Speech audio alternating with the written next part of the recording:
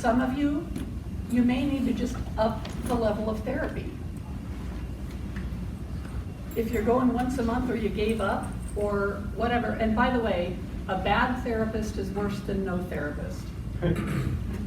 If you have a bad therapist, run right now and go without until you can find somebody who is a good therapist.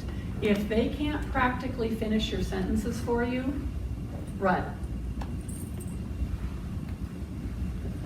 Just because they say they know something about adoption or attachment or whatever, I'm just telling you. So what do you Yeah. look for? What do you look for? Yeah. You look for somebody who can almost finish your sentences. You look for somebody who's not shocked, who's not asking you questions that they should already know. You need to find somebody who it doesn't feel like you're consulting them. Like several therapists, I felt like they owed me a consultation fee after the session.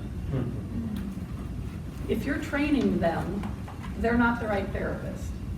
If they're blaming you, if they think it's a parenting issue, if they're talking to you about your anger, I'll talk to you about your anger. You know what your anger is? Grief. You don't need anger management classes. Why would you want to manage that? You need to grieve. Yeah.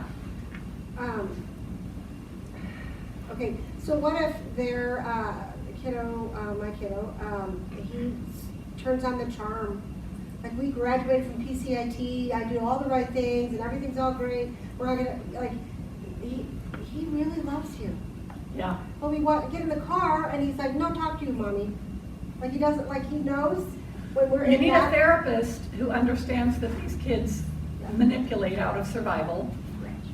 And if they're not asking you that, hey, they do really well in here. How do they do on the way home?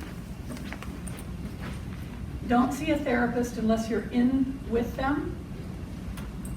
Don't let the therapist be their person. The therapist should be helping you to be their person. Therapy is based on a trust relationship. You don't want your child trusting the therapist and hating you and triangulating the therapist with you. So it's tough. It's really tough.